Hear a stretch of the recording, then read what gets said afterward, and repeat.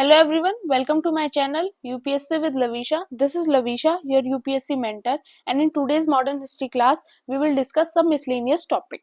And this is our last modern history class from the UPSC perspective. In today's class, we will cover contribution of women in freedom struggle, trade union in India, rise of left in India, drain theory by Dadabhai Naoroji, important freedom fighters and their literary works, and Governor General of India. Let's start. Contribution of women in freedom struggle. काफी women थी जिनका contribution freedom struggle के अंदर बहुत ज्यादा रहा। उनमें से कुछ इंपॉर्टेंट वन है जिनकी इंपॉर्टेंट अचीवमेंट्स को हम डिस्कस करेंगे। First one is Matangini Hazra. इनको ओल्ड गांधी लेडी भी बोला जाता था। ये बंगाल से बिलोंग करती थी और इन्होंने नेशनलिस्ट मूवमेंट में काफी अच्छी तरह से पार्टिसिपेट किया और सॉल्ट लॉ को ब्रेक करने के लिए इनको जेल भी जाना पड़ा। और क्विट इंडिया मूवमेंट के टाइम पीरियड के अंदर भी इन्होंने अपना अच्छा रोल प्ले किया और बाद में इनकी डेथ हो गई। और डेथ कैसे हुई कि ब्रिटिशर्स ने इनको शूट कर दिया था ड्यूरिंग द मूवमेंट, उसी की वजह से इनकी डेथ हो गई। नेक्स्ट है कनकलता बरूच।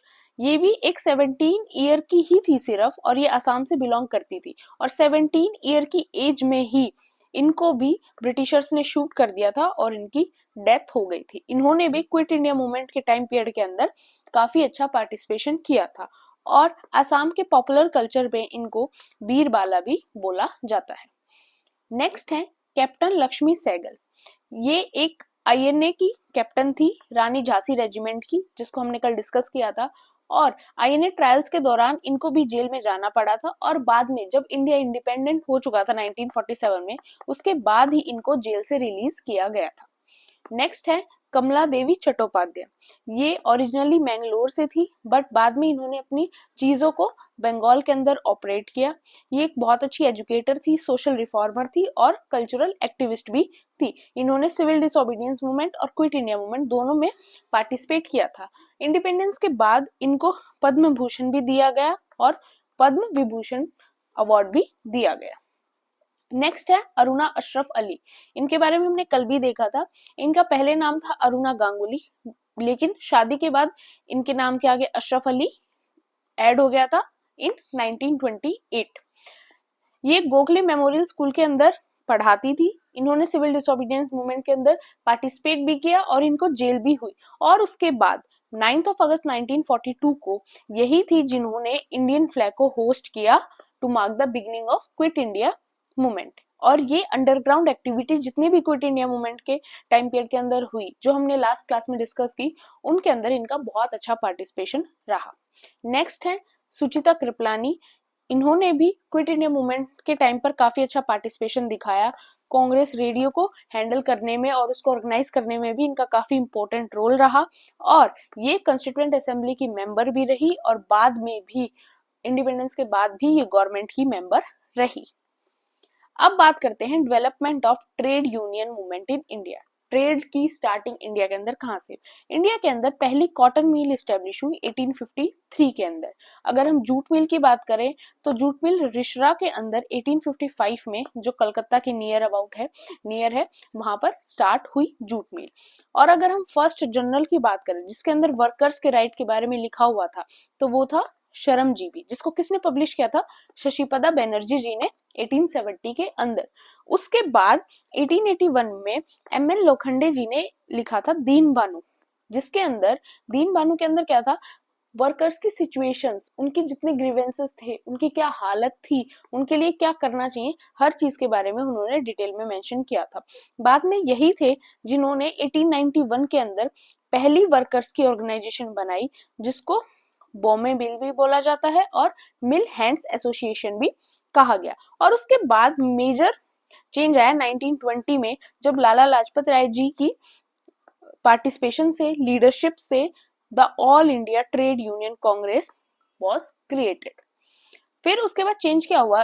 1928 के अंदर लाला लाजपत राय जी की डेथ हो गई थी। उसके बाद कुछ आइडियोलॉजिकल डिफरेंसेस ट्रेड यूनियन के अंदर आए और उन्हीं डिफरेंसेस की वजह से ट्रेड यूनियन दो हिस्सों के अंदर डिवाइड होगी। एक साइड रेड ट्रेड यूनियन और दूसरी side all India trade union federation. But बाद में 1938 के नियर अबाउट जयप्रकाश नारायण जी और आचार्य नारायण देव जी के काफी इंपॉर्टेंट एफर्ट से क्या हुआ कि दोबारा से ट्रेड यूनियन एमर्ज हो गई, दोबारा से री एमर्ज हो गई और दोबारा से उसका नाम हो गया all India trade union Congress. Next है राइज ऑफ लेफ्ट्स। जैसे आपके आज के टाइम पे हम राइटिस्ट लेफ्टिस्ट देखते हैं, तो लेफ्टिस्ट जितनी पार्टी थी उनका राइज कैसे स्टार्ट हुआ। अब जब रशियन रिवॉल्यूशन हुआ उसके बाद इंडिया के अंदर लोगों के अंदर सोशलिज्म का एक क्रेज था, वो सोशलिज्म को फॉलो करना चाहते थे। काफी बड़े बड़े लीडर्स भी थे जो सोशलिज्म के अंदर बिलीव करते थे। उनमें से one of the important representative थे इनिशियल स्टेज में सोशलिज्म के जवाहरलाल नेहरू। और उसके बाद क्या हुआ, 1934 के अंदर क्या हुआ, कांग्रेस सोशलिस्ट पार्टी बनाई गई due to the efforts of Jayaprakash Narayan, Acharya Narayan Dev and Minoo Masani.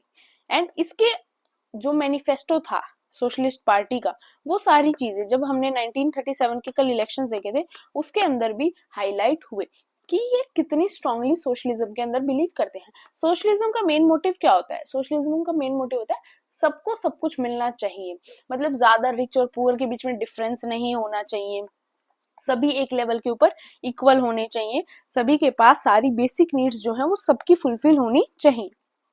फिर अब देखते हैं कम्युनिस्ट पार्टी कैसे एमर्ज हुई। कम्युनिस्ट पार्टी बनी तो थी 1920 के अंदर, किसने बनाई थी, एम.एन. रॉय ने, कहां पर, ताशकंद। लेकिन फॉर्मल अनाउंसमेंट जो थी इंडिया के अंदर वो कम्युनिस्ट पार्टी की हुई थी 1924 कानपुर में बाय सत्य भगत। अब और कौन कौन सी पार्टीज थी, आपकी लेबर स्वराज पार्टी डेवलप हुई, आईएनसी से ही डेवलप हुई, जिसके कुछ इंपॉर्टेंट लीडर थे नजरुल इस्लाम, मुजफ्फर अहमद, हेमंत सरकार। फिर एक आपकी पार्टी बनी वर्कर एंड पीजेंट पार्टी 1928, जो दो पार्टी के मर्जर से बनी थी, Kirti Kisan party of Punjab and the labour Kisan party of Madras and the Congress Swaraj party of Bombay. इन तीन पार्टी के मर्जर से आपकी वर्कर एंड पीजेंट पार्टी 1928 बनी थी। स्टार्टिंग के अंदर ब्रिटिश अगेंस्ट थे कम्युनिज्म को इंडिया के अंदर फैलाने के अंदर, इसीलिए ब्रिटिशर्स ने कुछ केसेस के अंदर भी इनको फंसाने की कोशिश की, जैसे कि आपका पेशावर कॉन्स्पिरेसी केस 1922। फिर एक कानपुर बोल्शेविक कॉन्स्पिरेसी केस हुआ था 1924 के अंदर, जिसके अंदर वैसे केस के अंदर कुछ नहीं था, बट उस केस के अंदर कुछ इंपॉर्टेंट कम्युनिस्ट लीडर्स जो कम्युनिज्म के अंदर बिलीव करते थे, जो रशियन फिलॉसफी के अंदर बिलीव करते थे, बिकॉज उस टाइम पर रशिया का क्रेज काफी ज्यादा था और लोग रशियन रिवॉल्यूशन से काफी इंस्पायर्ड थे। तो उसमें कुछ इंपॉर्टेंट लीडर्स के नाम सामने है, मुजफ्फर अहमद, नालिनी गुप्ता, शौकत उस्मानी, ऐसे द। फिर एक कॉन्स्पिरेसी केस था मेरठ कॉन्स्पिरेसी केस 1929, जिसके अंदर near about 32 prominent communist leaders को इंक्लूडिंग, जिसके अंदर 3 ब्रिटिश भी थे, उनको अरेस्ट कर लिया गया था। और जो 3 ब्रिटिशर्स थे उनका नाम था Ben Bradley, Philip Pratt and Lester Hutchinson. But फिर क्या हुआ, 1934 के अंदर कम्युनिस्ट पार्टी ऑफ इंडिया को एक इलीगल पार्टी डिक्लेयर कर दिया गया। फिर उसके बाद क्या हुआ, जब वर्ल्ड वॉर 2 चल रहा था, अब कम्युनिस्ट पार्टी क्या थी, रशियन से इन्फ्लुएंस थी। रशिया किसकी साइड थी, ब्रिटेन की साइड से ही वर्ल्ड वॉर 2 के अंदर थी। तो जब वर्ल्ड वॉर 2 के अंदर जर्मनी ने रशिया को इन्वेड किया, उस टाइम पीरियड के अंदर कम्युनिस्ट पार्टी ने बोला कि ये तो पीपल्स वॉर है, बिकॉज उनके सेंटिमेंट बहुत ज्यादा हर्ट हो चुके थे। उन्होंने बोला पीपल्स वॉर है, और वो वर्ल्ड वॉर 2 को सपोर्ट करने लगे, ब्रिटिशर्स को सपोर्ट करने लगे, बिकॉज ब्रिटिश जो थे वो रशिया को सपोर्ट कर रहे थे, तो इसलिए वो भी ब्रिटिशर्स को सपोर्ट करने लगे। इसलिए जो उनको इलीगल पार्टी 1934 के अंदर डिक्लेयर किया गया था, उनसे इलीगल का टैग हटा दिया और उनको दोबारा से एक legal party communist party of India को बना दिया गया, और आज तक वो इंडिया के अंदर एग्जिस्ट कर रही है। और बाद में कम्युनिस्ट पार्टी में से भी एक और पार्टी निकली जो इंडिया की नेशनल पार्टी है आज भी, communist party of India, Marxist. पहले कम्युनिस्ट पार्टी ऑफ इंडिया भी नेशनल पार्टी हुआ करती थी, अभी रिसेंटली कुछ टाइम पहले ही इसको नेशनल पार्टी की पोजीशन से हटा दिया गया। नेक्स्ट है what is drain of wealth theory by दादा भाई नौरोजी।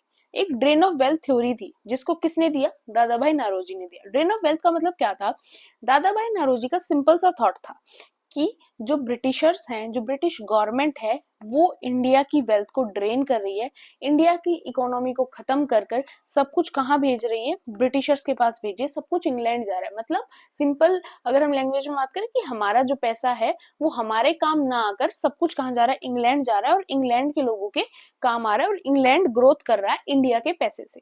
ये उन्होंने अपना पर्सपेक्टिव रखा। इस कॉन्सेप्ट को ड्रेन ऑफ वेल्थ थ्योरी, उन्होंने अपने रीजंस भी दिए कि कैसे जो ब्रिटिश गवर्नमेंट है वो इंडिया की इकोनॉमी को ड्रेन कर रही है, इंडिया के पैसों को, इंडिया की वेल्थ को ड्रेन करके इंग्लैंड पहुंचा रही है। उस कॉन्सेप्ट को उन्होंने पहले मेंशन किया उनके पेपर के अंदर, जिसका नाम था इंग्लैंड डेप्ट टू इंडिया, जिसको उन्होंने प्रेजेंट किया east India association in London में, कब 1867 के अंदर। उसके बाद उन्होंने एक बुक लिखी poverty and un British rule in India, जो 1901 में पब्लिश हुई। उसके अंदर भी उन्होंने ड्रेन ऑफ वेल्थ थ्योरी को बहुत अच्छी तरह डिस्क्राइब किया, और वो क्लेम करते थे कि जितनी अप्रोक्सीमेटली 1/4 ऑफ द मनी, मतलब 1/4 of India total money, near about आप मान सकते हो उस टाइम पीरियड के अकॉर्डिंग $12 मिलियन। उस टाइम पर सोचो $12 मिलियन कितने होंगे, कि नियर अबाउट हर साल इंडिया से $12 मिलियन इंग्लैंड जाते हैं, मतलब इतना पैसा इंडिया का हर साल इंग्लैंड जा रहा है। उसके अंदर उन्होंने कुछ फीचर्स बताए कैसे कैसे। एक तो हम डायरेक्ट एक्सपोर्ट कर रहे हैं अपनी वेल्थ को। दूसरा उन्होंने बताया non equivalent exchange. Non equivalent exchange कैसे, कि जो ब्रिटिशर्स थे वो क्या करते थे, इंडिया का रॉ मटेरियल लेते थे, इंडिया से रॉ मटेरियल लेते थे, काफी कम ड्यूटीज पे, काफी कम टैक्स पे जो इंडिया का रॉ मटेरियल था वो जाता था इंग्लैंड। इंग्लैंड में जाकर वो रॉ मटेरियल से चीजें बनाते थे और उसको दोबारा इंडिया लेकर आते थे। तो उसमें क्या करते थे कि इंडिया से जब वो रॉ मटेरियल ले रहे थे, उसके ऊपर जब एक्सपोर्ट इंडिया से हो रहा था रॉ मटेरियल, उसके ऊपर कोई चार्जेस नहीं, उसके ऊपर इंडिया को इतना बेनिफिट वो नहीं होने देते थे, कस्टम ड्यूटीज वगैरह सब कुछ, टैक्सेस वगैरह बहुत कम।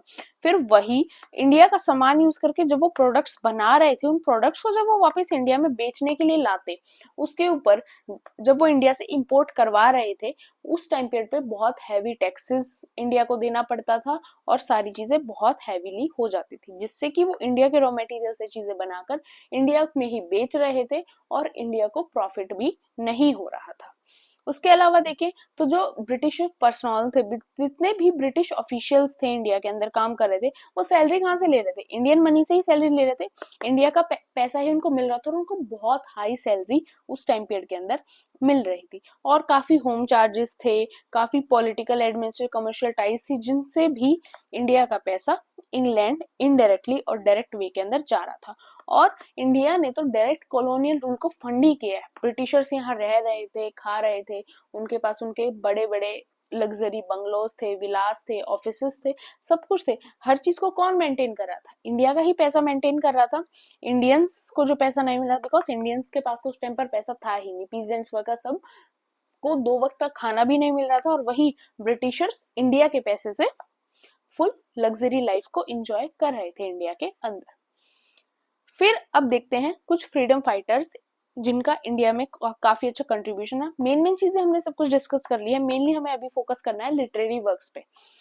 सबसे पहले बात करते हैं वीर सावरकर, 1883 टू 1966। 1966 के अंदर इनकी डेथ हो गई। हिंदुज्म में बिलीव करते थे, हिंदू नेशनलिज्म को प्रमोट करते थे। जो इटालियन यूनिफिकेशन हुआ इटली का, उसके अंदर जोसेफ मेज़ेनी जो इटली के इंपॉर्टेंट लीडर थे, उनसे काफी ज्यादा इन्फ्लुएंस थे, उनकी आइडियोलॉजी इनको काफी ज्यादा पसंद थी। इन्होंने मित्रा मेला की 1900 के अंदर फॉर्मेशन की, और इसी मित्रा मेला 1900 को जो इन्होंने 1900 में स्टार्ट किया था, फाउंड किया था, उसी को बाद में इन्होंने अभिनव भारत सोसाइटी के अंदर ट्रांसफॉर्म कर दिया इन 1904। और अभिनव भारत सोसाइटी को हमने अपनी प्रीवियस क्लासेस के अंदर डिस्कस भी किया था। हिंदू नेशनलिज्म के सपोर्टर थे, हिंदू महासभा में इन्होंने ज्वाइन की, और ये हिंदू महासभा के प्रेसिडेंट भी रहे फ्रॉम 1938 टू 1945। अगर इंपॉर्टेंट वर्क्स की बात करें तो इनकी बहुत फेमस बुक है the Indian war of independence 1987, जो इन्होंने 1909 में लिखी, जो किसके ऊपर थी, 1857 के रिवॉल्ट के ऊपर बेस्ड थी। दूसरी इन्होंने बुक लिखी हिंदुत्व, कब लिखी, 1924 के अंदर लिखी, जिनके अंदर इन्होंने हिंदू नेशनलिज्म से रिलेटेड बेसिक प्रिंसिपल्स को मेंशन किया और एक्सप्लेन किया। नेक्स्ट है चंद्रशेखर आजाद, जो 1906 टू 1931। जर्नी इनकी छोटी रही बट फिर भी बहुत यादगार रही। अब उनकी अर्ली लाइफ की बात करें तो वो मध्य प्रदेश में बॉर्न हुए थे, मध्य प्रदेश में भी अलीराजपुर में, ऑन 23 जुलाई 1906। काफी रेडिकल एक्टिविटीज में उन्होंने यंग एज से ही काफी ज्यादा पार्टिसिपेट किया। अगर सबसे इंपॉर्टेंट बात करें तो जो हमने काकोरी रेल रॉबरी केस देखा था 1925 का, राम प्रसाद बिस्मिल के लीडरशिप में, उनके अंदर भी इनका काफी अच्छा पार्टिसिपेशन था, ये भी वहां पर थे और ये भी उस केस के अंदर शामिल थे। बाद में जो फॉर्मेशन हुई हिंदुस्तान सोशलिस्ट रिपब्लिकन एसोसिएशन की, उसके भी कमांडर इन चीफ थे।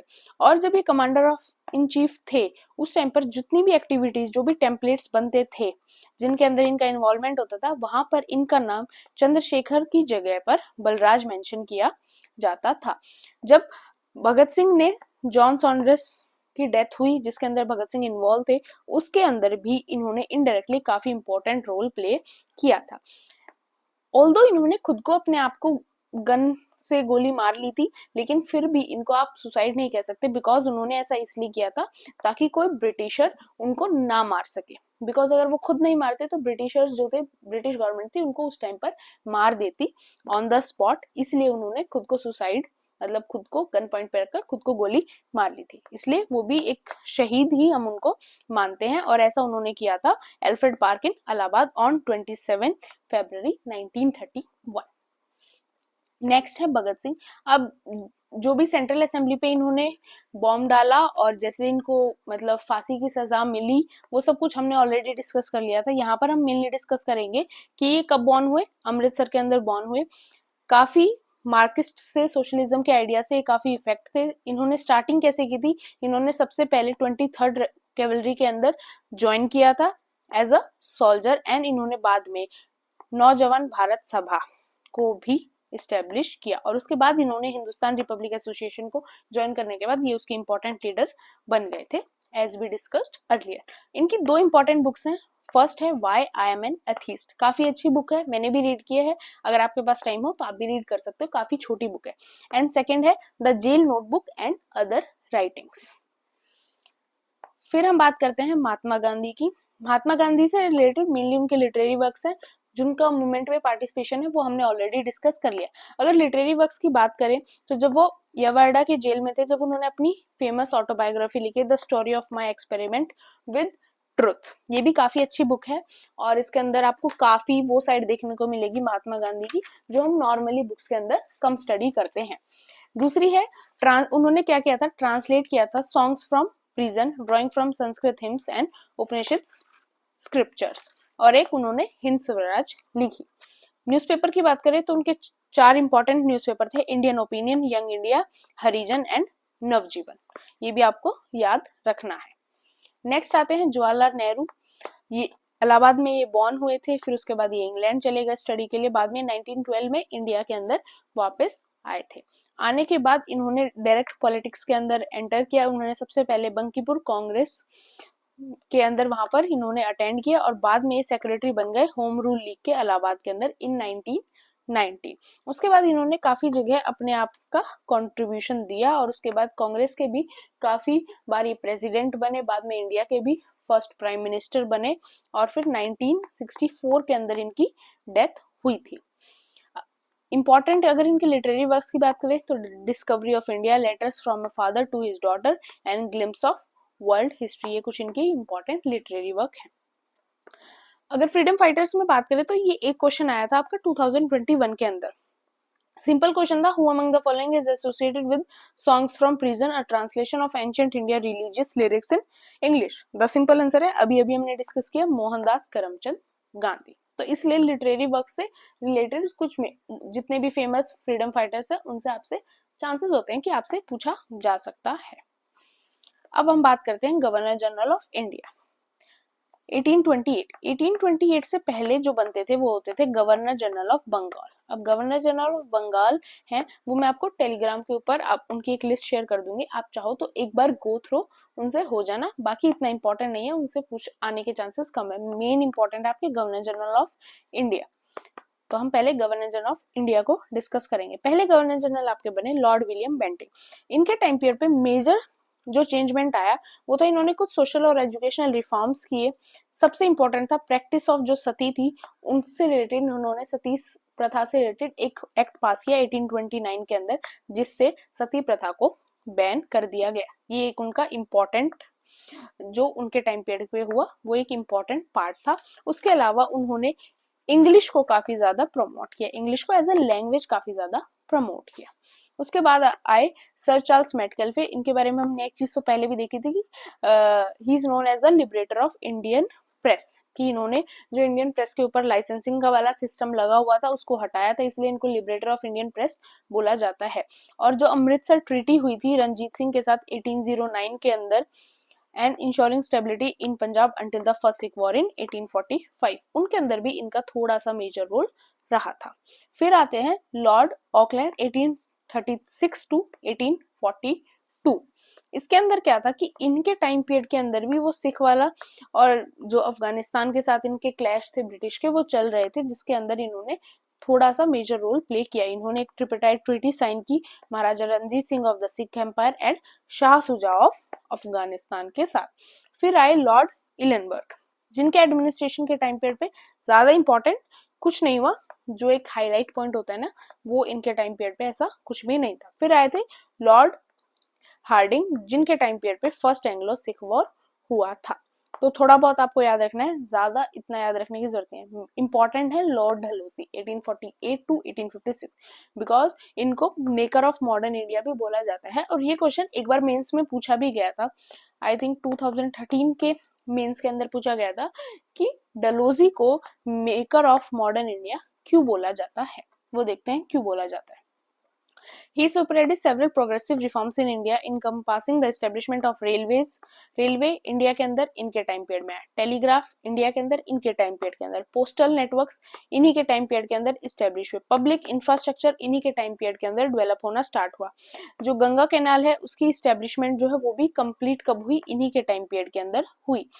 एक जो इनकी प्रैक्टिस थी डॉक्ट्रिन ऑफ लैप्स, जिसको हमने डिस्कस किया था, उनसे इन्होंने काफी एम्पायर को, काफी जगहों को कैप्चर किया और उनको ब्रिटिश इंडिया के अंदर इंक्लूड किया। और जो एक one of the important factor था किसका, रिवॉल्ट ऑफ 1857 के होने का, बिकॉज उन्होंने काफी स्टेट्स को एनेक्स किया था इससे, सतारा को, ओध, झांसी, उदयपुर, ऐसे काफी जगह थी जो अनेक्स हो गई थी due to his doctrine of lapse policy. इसलिए इनको मेकर ऑफ मॉडर्न इंडिया बोला जाता है, क्योंकि इनके टाइम पीरियड पे काफी चीजें हुई। और भी चीजें हुई, एंग्लो वर्नाकुलर स्कूल्स एस्टेब्लिश हुए, कुछ सोशल रिफॉर्म्स के लिए भी इन्होंने काम किया, जैसे फीमेल इन्फेंटिसाइड्स के लिए इन्होंने काम किया। और ये वेस्टर्न एडमिनिस्ट्रेटिव सिस्टम को सुपीरियर मानते थे और इंडियन सिस्टम को अच्छा नहीं मानते थे। उसके अलावा इनके टाइम पीरियड के अंदर इंजीनियरिंग कॉलेज काफी ज्यादा स्टार्ट हुए, कुछ मिलिट्री रिफॉर्म्स इस्टेब्लिश हुए, इन्होंने क्रिमिनल्स से रिलेटेड चीजों के ऊपर भी ध्यान दिया, उन्होंने लेजिस्लेटिव काउंसिल ऑफ इंडिया को भी काफी ज्यादा एक्सपेंड किया। और इनके टाइम पीरियड के अंदर सेकेंड एंग्लो सिख वॉर भी हुआ। तो ये कुछ इंपॉर्टेंट चीजें थी जो इनके टाइम पीरियड पे हुई, जिसकी वजह से इनको मॉडर्न इंडिया का मेकर बोला जाता है। फिर आए आपके Lord Canning, last governor general of India, because यहाँ से के बाद जो आए वो गवर्नर जनरल नहीं, वो क्या कहलाए, वाइस रॉय ऑफ इंडिया कहलाए। He served as the governor general और बाद में यही first viceroy of India बने after power was transferred from the East India Company to the British Crown following the 1857 revolt. ये हमने चीज डिस्कस भी की थी। इनके टाइम पीरियड पे इंपॉर्टेंट क्या हुआ, Hindu window remarriage act of 1856 पास हुआ इन्हीं के टाइम पीरियड के अंदर, and the general service enlistment act of 1856 भी इन्हीं के टाइम पीरियड के अंदर पास हुआ। उसके अलावा 1857 का रिवॉल्ट भी इन्हीं के टाइम पीरियड के अंदर हुआ, इन्हीं की लीडरशिप के अंडर हुआ, इसलिए भी ये important है। This is all about this class and this is the end of the syllabus of modern history. अब हम मॉडर्न हिस्ट्री को दोबारा से फरवरी के अंदर एज अ रिवीजन कवर करेंगे, और उससे पहले आपको अगर कोई भी डाउट हो मॉडर्न हिस्ट्री से रिलेटेड तो आप कमेंट सेक्शन के अंदर मेंशन कर सकते हो। किसी भी पर्टिकुलर टॉपिक में डाउट हो तो भी आप कमेंट सेक्शन के अंदर मेंशन कर सकते हो। अब हम कल डिस्कस करेंगे अपनी एक स्ट्रेटेजी कि हमें नेक्स्ट 6 मंथ्स के अंदर यूपीएससी प्रीलिम्स के लिए कैसे प्रिपेयर करना है। उसके बाद हम स्टार्ट करेंगे हमारा नेक्स्ट सब्जेक्ट एनवायरनमेंट। होप आपको वीडियो अच्छी लगी हो। कोई भी डाउट हो, कोई भी प्रॉब्लम हो, please mention in the comment section and don't forget to subscribe my channel, like and share my video. Thank you.